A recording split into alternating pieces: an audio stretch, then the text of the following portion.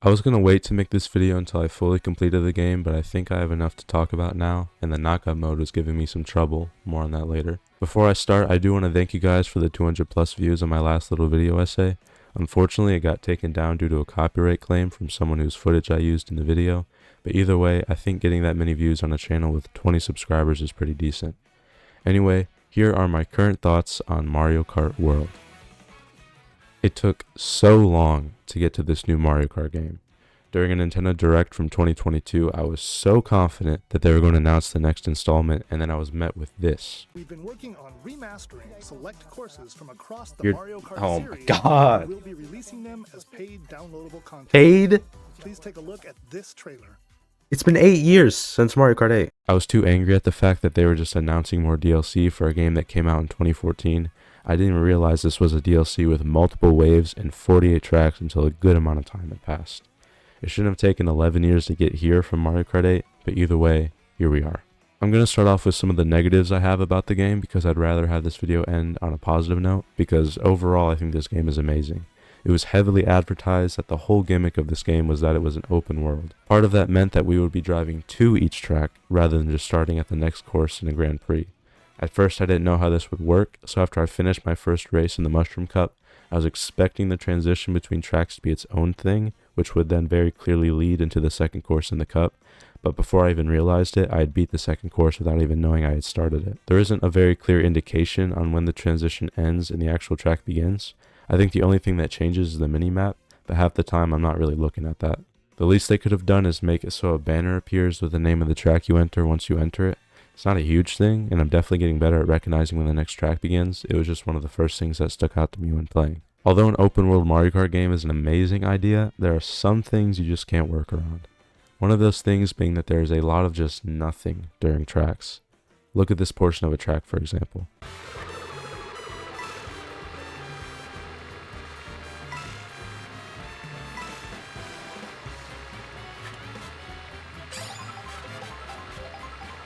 I don't think snaking is fast in this game, so there's literally nothing to do here.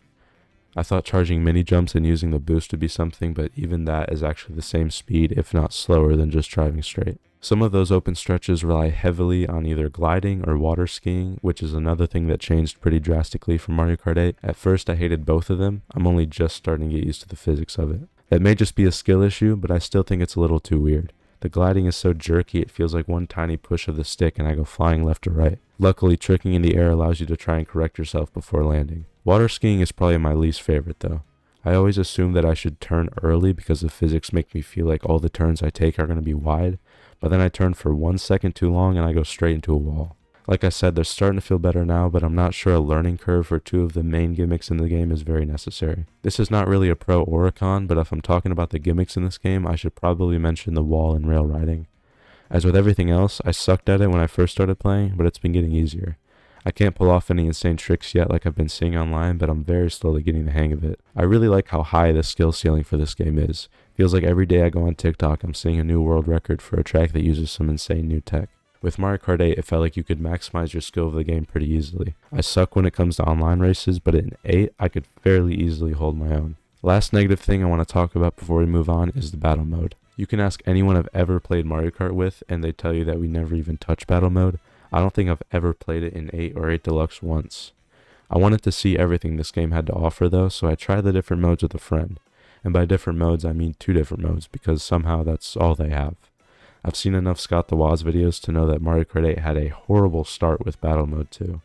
It wasn't until 8 Deluxe on the Switch where they updated it with everything a battle mode should have. I don't know why Nintendo thought it would be fine to do the same with Mario Kart World, but they absolutely did not deliver. Balloon Battle is literally just driving in circles, hoping to find someone on the opposite team and using whatever you have to hit them. Now like I said, I don't have experience with the other battle modes in previous games, but this just seems so lame. I gave Coin Runners 1 try, and that's probably the only time I'll ever play it. Anyway, let's talk about the multitude of things I love about this game. From the very first reveal trailer for this game, the thing that was most obvious to me was the new art direction. Ever since the Mario movie came out, it feels like Nintendo has been taking a different approach to the way they stylize these characters. DK got a redesign that more closely resembles his original appearance, and I think it's great. But even characters like Mario and Luigi look more bubbly and alive compared to their designs in the last game. I've seen some videos comparing the way Moo Moo Meadows looked in this game and Mario Kart 8, and so many people are saying that it looks a lot better in 8. I don't think it's that it necessarily looks better, it just looks more realistic. Personally, I'd say that World's more cartoony and vibrant design fits the Mario universe way more than the realism they went for with 8, which is why I love how they designed this game. I don't mean to keep comparing this game to 8, but another thing that really sticks out is the music. I absolutely loved 8's music with how orchestrated and live it felt, but I was in genuine awe when I heard the music in Mario Kart World. I'm not the type of Nintendo fan that regularly listens to video game music. I don't really listen to it at all unless I'm playing the game, but it really is a shame there isn't an easy way to listen to this game's entire soundtrack within the game itself. Going into the next Mario Kart game meant that we were going to get some new items. With Super Mario Bros. Wonder having just released in 2023, I was excited to maybe see items like the bubble flower or the elephant, but unfortunately we never got those. The new items we did get though are alright. First we got the coin shell. I don't know if I've just gotten unlucky, but I feel like this thing targets players. Every time I see the icon behind me, it never fails to hit me, even if I swerve off to the left or right. It's kinda cool though, it just explodes into a ring of coins after a while. They finally added the ice flower.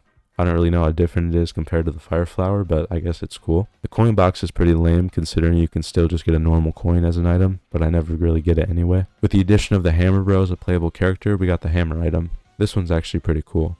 Not only does it let you snipe people in front of you, it leaves a trail of hammers behind it so the chances of hitting other people are higher. The feather was only in Mario Kart 8 Deluxe's battle mode, but this time it made its way back into normal races. It kinda bums me out whenever I get this item because I think you move slower in the air when you use it, but I did get this trick as Luigi once.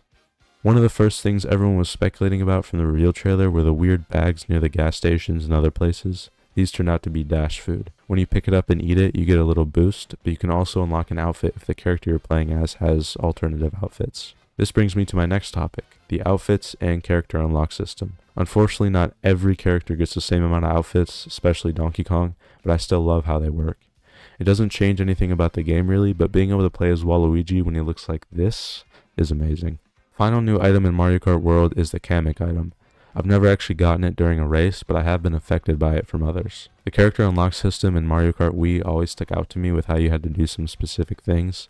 Being able to unlock Rosalina if you have save data of Super Mario Galaxy on your Wii is still the coolest thing a video game has done. Although there's nothing that cool in Mario Kart World, unlocking characters using an item in races is really interesting. Throughout any given race, if someone behind you uses the Kamek item, you get transformed into an enemy depending on the track you're racing on.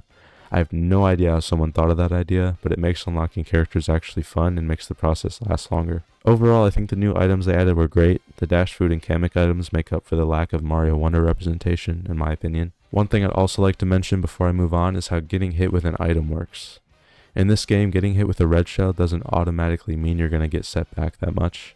It's similar to how it worked in Double Dash, where you kind of just slide off in the direction you were going instead of practically coming to a complete stop. Things like the blue shell still send you into the sky though, which is a good balance. When they revealed the Knockout Tour mode in the trailer, I didn't really pay any attention to it because I've always just cared about the Grand Prix, but after trying it out, I actually really do like it. I don't think it's the best choice when you're with a group of friends because if someone isn't the best at the game or gets unlucky, they'll just have to sit and watch the rest of the game while everyone else plays, but when playing with CPUs, I think it's great. Knockout Tour has 6 courses in each cup, and the goal is to stay above the minimum ranking at each lap. At the end of the first lap, you need to be in either 20th place or above to stay in the game. Second lap is 16th or above, then 12th, 8th, 4th, and finally first place to win. One thing I quickly realized though is that these can get really difficult. I was trying to get 3 stars on 150cc in every Knockout Tour Cup, but in order to do that, you need to get first place on every single lap. Even if you get second place on one of the laps, you'll only get 2 stars. It was definitely annoying, but I really liked how challenging it was compared to how easy it always felt to 100% previous games. Finally, I should probably talk about free roam. I'm still working on getting 3 stars on all the Knockout Tour Cups in mirror mode, so I haven't spent a whole lot of time in free roam, but I like its inclusion. Ever since it was revealed, I was just excited to drive around the map while listening to music or something, but other people worried about it being too boring. Luckily, I think there is a lot to do in this mode. So far, I've only used it to unlock all of the character costumes, but even that took a couple of hours. It was pretty fun to just drive around. As far as we know, there are 150 question block panels to find, around 200 Peach medallions to collect, and 394 P-Switch missions to complete.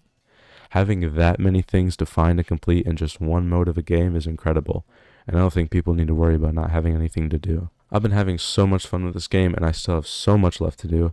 They did a good job at making this feel like more of an actual game rather than just the next kart racer. That's pretty much all I have to say about this game. Do I think it's worth $70? Honestly, the longer I play it, the more I think so. Having a genuine challenge while trying to get 3 stars in every cup in every mode is very refreshing, and it just adds to the amount of time I spent on the game. There's also so many new tricks being discovered daily. Over the past 2 weeks or so, I've seen countless clips on TikTok of world records that use some insane movement, and it just makes me excited to see what the world records will look like a year from now. That's all from me. Thank you guys for watching, and subscribe for more videos like this.